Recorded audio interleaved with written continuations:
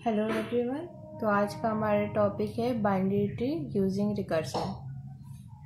Programme समझने के बाद हम इसको ड्राई रन करेंगे ताकि हमें पता चल सके कि रिकर्शन वर्क कैसे करता है, क्योंकि रिकर्शन ही एक ऐसा टॉपिक है कि अगर समझ जाए तो वो सबसे फेवरेट टॉपिक बन सकता है, अगर ना समझ आए तो हम उससे दूर भागते रहते हैं। तो चलिए देखते हैं। यहाँ पे मैंने डबली लिंक लिस्ट का यूज़ किया है। आपने सुना होगा, आप जानते होंगे। डबली लिंक लिस्ट में हमारे पास 2 पॉइंटर वेरिएबल होते हैं, जो कि ये प्रोग्राम मेरा सी में है। तो देखते हैं। यहाँ मैंने एक नोड लिया है जिसमें राइट और लेफ्ट 2 पॉइंटर वेरिएबल हैं, जो कि अपने दूसरे राइट साइड वाले नोड को डिनोट करते हैं, पॉइंट करते हैं, और ये लेफ़्ट वाला पॉइंटर वेरिएबल लेफ़्ट साइड के नोड को पॉइंट करेगा। तो हम सबसे पहले ये एक ट्री हमने कंसीडर किया है ए बी ए, जिसको हम रूट कहते हैं। आप वो बेसिक के लिए मैं एक अलग वीडियो लेक्चर बना दूंगी। फिलहाल ए को हम रूट कहेंगे एंड उसके जो भी होंगे, ये ए के बी और ई चाइल्ड है और बी का सी और डी चाइल्ड है। यहाँ पे सी और डी के बाद कोई नोड नहीं है, तो इसे हम लीफ नोड कहेंगे।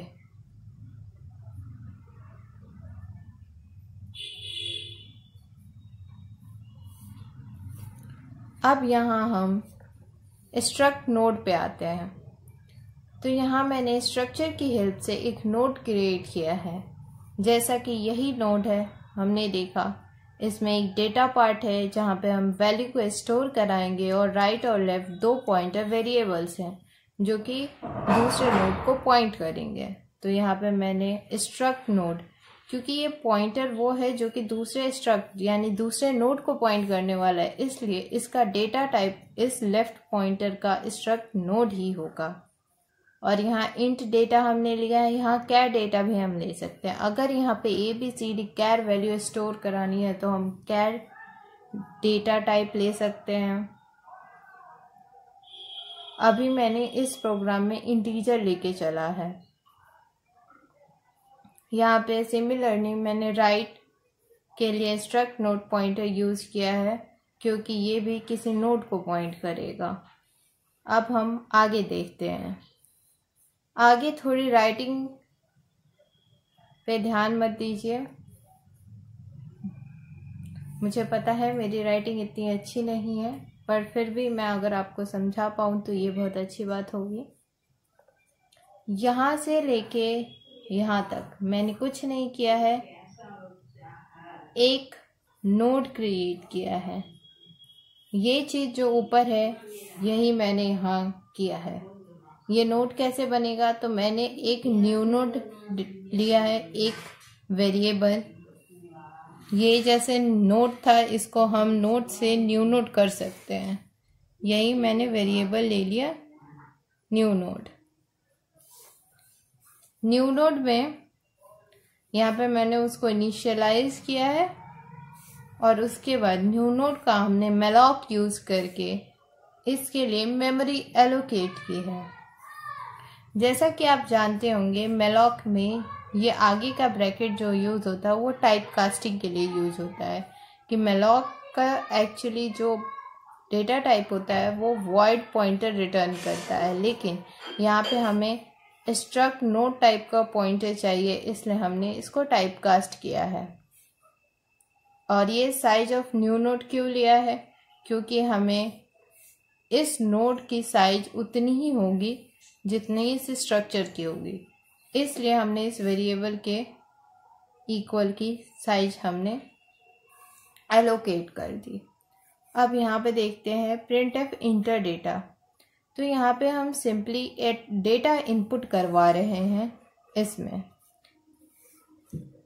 उसके बाद डेटा इनपुट होने के बाद हमने न्यू नोड के लेफ्ट को नल से इनिशियलाइज किया है, न्यू नोड के राइट को भी नल से किया है। तो हम इसको भी नल से किया है और इससे भी नल।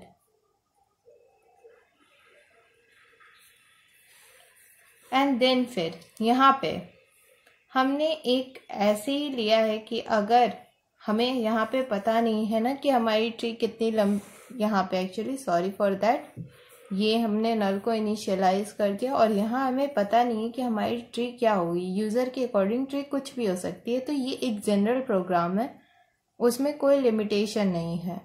इसलिए हमने यहाँ पे inter 1 if left child exit else 0। अगर लेफ्ट चाइल्ड आपका एग्जिस्ट करता है तो आप 1 डालिए, अगर नहीं एग्जिस्ट करता तो 0 डालिए। और यहाँ हमने वही इनपुट को यूजर से लिया है, इसलिए स्कैनफ लगाया है। इफ चॉइस, अगर ये 1 होगी तो ये कंडीशन ट्रू हो जाएगी, तब न्यू नोड का लेफ्ट जो हो जाएगा वो क्रिएट फंक्शन को रिकॉल करेगा। और ये पूरा का पूरा हमारा कोड जो है वो क्रिएट फंक्शन के अंदर आता है। सेम चीज़ हम यहाँ पे भी लिखेंगे फॉर राइट चाइल्ड और उसके बाद चॉइस इनपुट कराएंगे एंड देन फिर अगर ये कंडीशन सही होगी, अगर राइट चाइल्ड एग्जिस्ट करता है तो फिर ये वापस से क्रिएट फंक्शन को कॉल करेगा। अब हम चलते हैं कि ये वर्क कैसे कर रहा है, एक एग्जाम्पल लेके देखते हैं।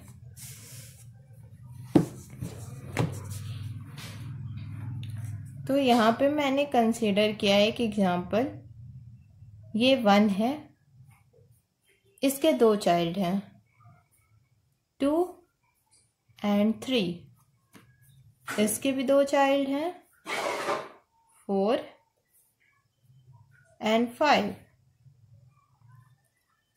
अभी के लिए बस इतना ही लेके चलते हैं। तो फिर देखते हैं ये कैसे रिकर्शन अपने आप को कॉल कैसे कर रहा है। यहाँ पे 2 जगह हमने रिकर्शन का यूज़ किया है। यहाँ पे ये न्यू नोड का लेफ्ट अपने फंक्शन को वापस रिकॉल कर रहा है और यहाँ न्यू नोड का राइट भी अपने आप को रिकॉल कर रहा है।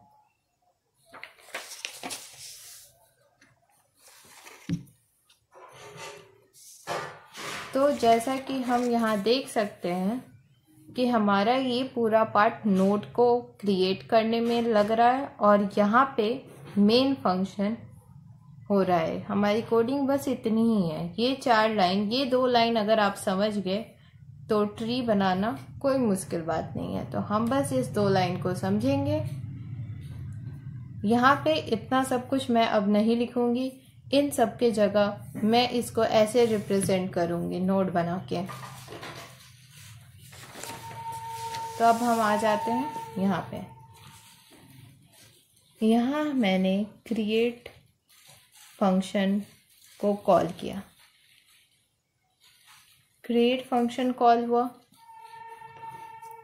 तो क्रिएट फंक्शन में यहाँ हम देख सकते हैं कि यहाँ से यहाँ तक मेन नोड बनेगा, उसमें डेटा इनपुट होगा और उसके राइट लेफ्ट नल हो जाएंगे। तो यहाँ पे मैंने नोड क्रिएट कर दिया। इसके अंदर डेटा इनपुट हमने सबसे पहले 1 कराया, उसके बाद ये भी नल से इनिशियलाइज हुआ, ये भी नल से। इसको मैं n से रिप्रेजेंट कर रही हूँ।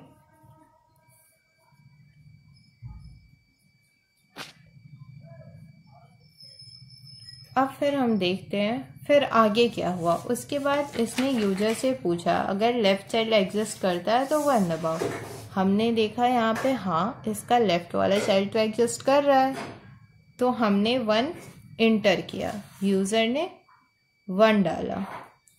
तो फिर क्या हुआ, यूज़र के 1 डालते ही हम यहाँ देख सकते हैं कि ये कंडीशन ट्रू हो जाएगी। चॉइस में 1 जाएगा तो ये ट्रू हो गया और उसके बाद न्यू नोड का लेफ्ट जो होगा क्रिएट फंक्शन को कॉल करेगा। तो यही है हमारा न्यू नोड का लेफ्ट, तो ये कॉल करेगा क्रिएट फंक्शन को वापस से।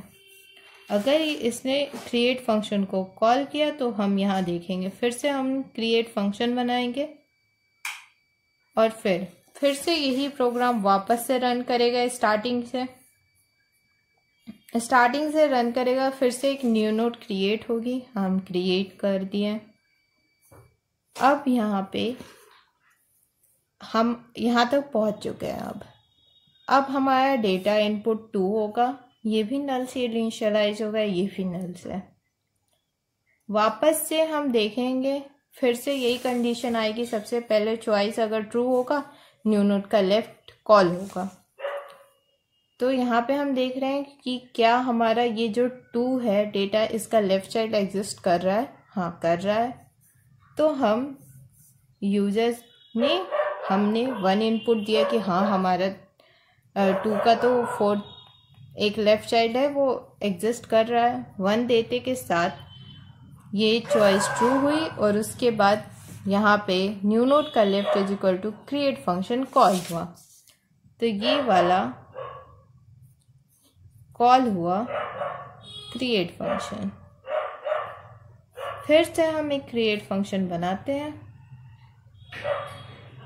सेम प्रोसेस, वापस से ये स्टार्टिंग से प्रोग्राम रन होगा।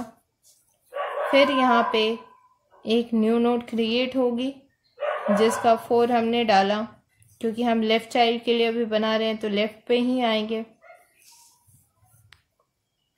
ये नल से इनिशियलाइज हुआ। अब आते हैं, क्या इस 4 डेटा का लेफ्ट चाइल्ड एग्जिस्ट कर रहा है? तो नहीं, इसका कोई लेफ्ट चाइल्ड नहीं है। तो हमने यूज़र ने 0 इनपुट डाला। 0 डालते हैं ये इफ़ वाली कंडीशन जो हुई वो फॉल्स हो गई। उसके बाद ये राइट चाइल्ड के लिए रन होगा सेम चीज़।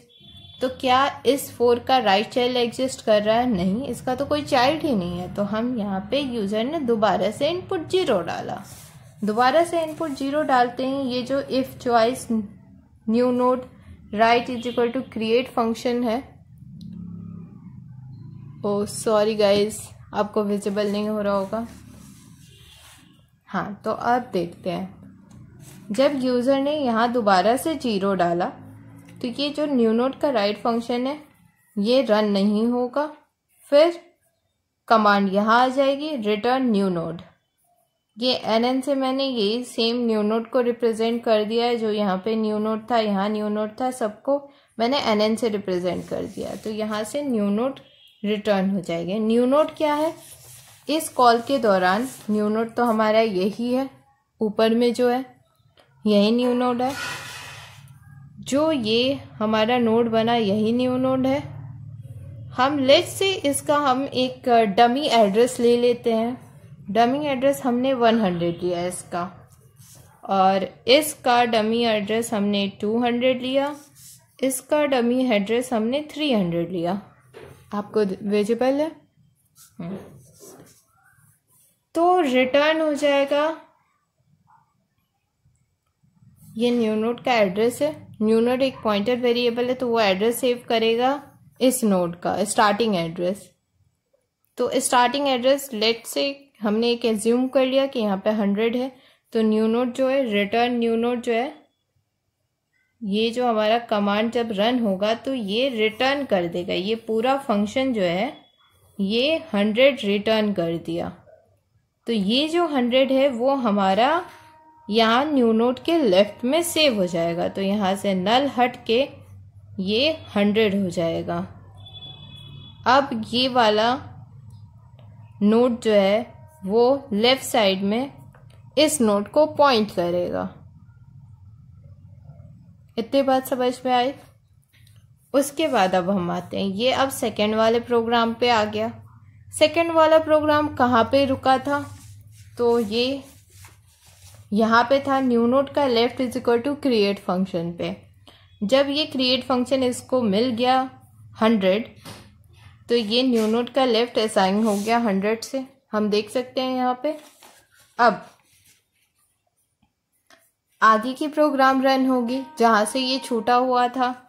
तो अब राइट चाइल्ड के लिए फिर यूज़र जो है इनपुट देगा अगर राइट चाइल्ड एग्जिस्ट करती है कि नहीं। ये 2 है, 2 की राइट चाइल्ड हाँ एग्जिस्ट करती है, हमारे पास 5 है, तो हमने 1 इनपुट दिया। 1 इनपुट देते के साथ ये जो न्यू नोड का राइट है वो क्रिएट फंक्शन को कॉल करेगा। ये जो न्यू नोड का राइट है ये क्रिएट फंक्शन को कॉल किया, क्रिएट। अब इसके लिए हम यहाँ पे एक क्रिएट फंक्शन बना देते हैं, उधर साइड में जगह नहीं है इस वजह से। ये मैं लिख दे रही हूँ, टू डेटा ने कॉल किया है, इसलिए मैं जस्ट यहाँ पे रिमेम्बर करने के लिए मैं लिख रही हूँ। तो जब कॉल करेगा तो एक फिर से न्यू नोड बनेगा। न्यू नोड में डेटा इनपुट हमने 5 डाला, क्योंकि राइट में यही चाइल्ड है तो इसी का डेटा हम डालेंगे। और इसका भी लेफ्ट और राइट नल से इनिशियलाइज होगा।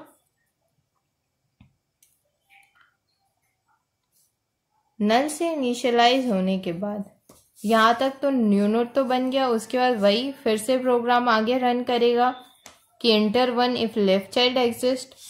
तो यहाँ पे हम देख रहे हैं 5 का कोई लेफ्ट चाइल्ड भी नहीं है और ना ही राइट चाइल्ड है। तो पहले वाले कंडीशन में यूजर ने 0 डाला। उसके बाद दोबारा से राइट चाइल्ड के लिए उसने पूछा कि राइट चाइल्ड एग्जिस्ट करता है कि नहीं। यूजर ने वापस से 0 डाला। उसके बाद रिटर्न न्यू नोड वाली कंडीशन रन हुई। अब जब ये कंडीशन रन होगी तो यही इस वाले प्रोग्राम के लिए यही न्यू नोड है हमारे पास। इसका लेट्स से हम 400, अगर इसका एड्रेस डमी एड्रेस हम 400 रख देते हैं तो ये 400 रिटर्न हो जाएगा। ये 400 इसे रिटर्न होगा। अब देख सकते हैं कहाँ रिटर्न हुआ, राइट। अब ये जो है क्रिएट फंक्शन कट के ये 400 से इनिशियलाइज हो गया। तो आप देख रहे हैं कैसे प्रोग्राम चल रहा है। अब इसी वापस से प्रोग्राम पे आते हैं। अब ये प्रोग्राम कहाँ तक पहुंचा। अब ये राइट चाइल्ड वाला पार्ट तो इसका रन हो गया। अब ये प्रोग्राम रिटर्न न्यू नोड वाला एक स्टेप कंप्लीट करेगा, रिटर्न न्यू नोड। अब यहाँ पे ये न्यू नोड में कौन सा वैल्यू रिटर्न करेगा, तो जो इस नोड का एड्रेस होगा, क्योंकि इस प्रोग्राम के लिए नोड तो यही है न्यू नोड। तो ये अपना 200 जो एड्रेस था इस नोड का वो ये रिटर्न कर देगा पहले वाले प्रोग्राम को। तो यहाँ पे ये 200 इसने रिटर्न किया। अगर 200 ये रिटर्न किया तो ये जो है नल हट के अब यहाँ 200 आ जाएगा। आप देख सकते हैं।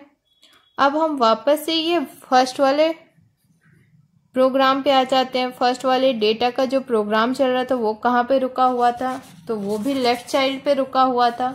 उसके बाद राइट चाइल्ड वाला पार्ट एग्जीक्यूट होगा। तो अब फिर से यूजर से इनपुट मांगे क्या इसका राइट चाइल्ड एग्जिस्ट करता है। तो हम देख सकते हैं 1 का राइट चाइल्ड 3 है, ये एग्जिस्ट कर रहा है। तो हम यहाँ पे यूजर ने इनपुट दिया 1, फिर 1 देते हैं।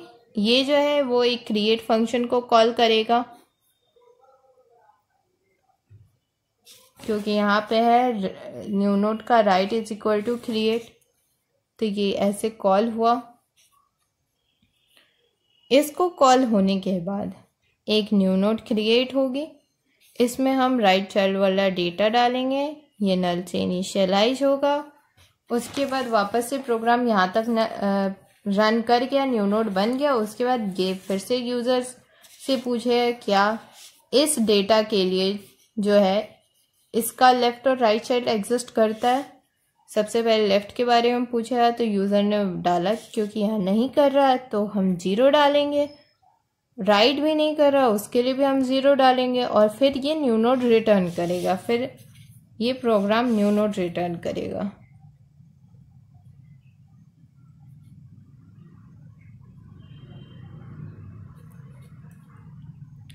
ये जैसे ही प्रोग्राम ने न्यू नोड रिटर्न किया तो लेट्स से कि इसका एड्रेस 500 है। डमी एड्रेस हमने इस नोड का ले लिया 500 है, तो इसने 500 इसको रिटर्न किया। 500 ये रिटर्न हो गया। अब ये जो नोड है वो 500 को पॉइंट करेगा। अब हम फर्स्ट प्रोग्राम पे वापस आ जाते हैं। फर्स्ट प्रोग्राम कहाँ तक चल गया है हमारा। अब ये फर्स्ट प्रोग्राम जो है न्यू नोड रिटर्न कर देगा। ये जो फर्स्ट प्रोग्राम का इनिशियल एड्रेस है 300, ये वो रिटर्न करेगा। लेकिन रिटर्न करके कहाँ जाएगा, क्योंकि हमने प्रोग्राम तो इतना ही लिखा है।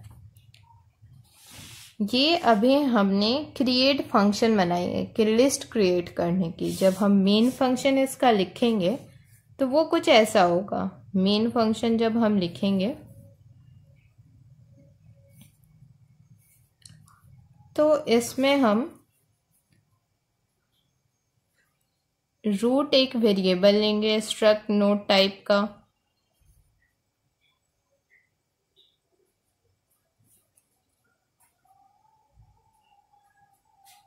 रूट हमने वेरिएबल लिया।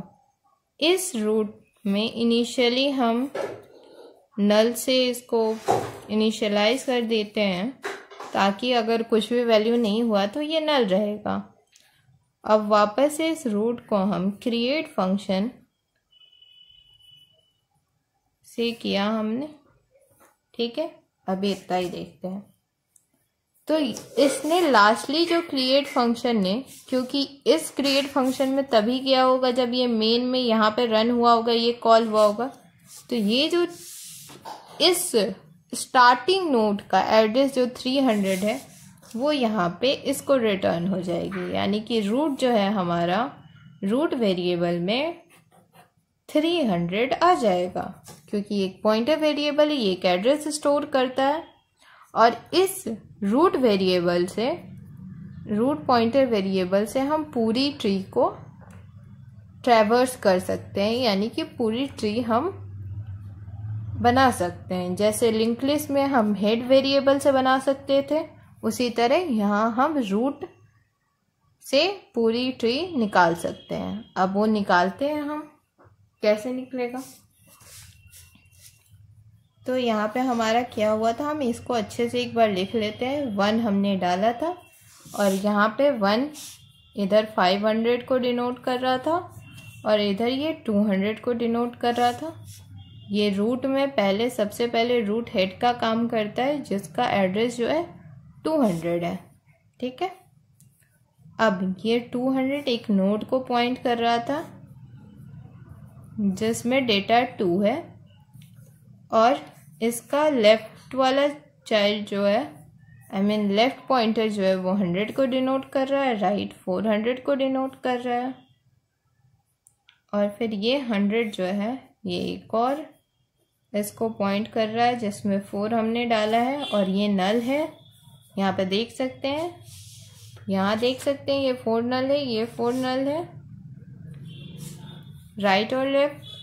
अब ये 400 जो है, ये पार्ट जो है हमारा एक और नोड को रिप्रेजेंट कर रहा है जिसमें डेटा वैल्यू 5 है, और ये भी नल है, ये भी नल है, जो कि यहाँ पे हमने किया था, आप सभी को दिख रहा होगा।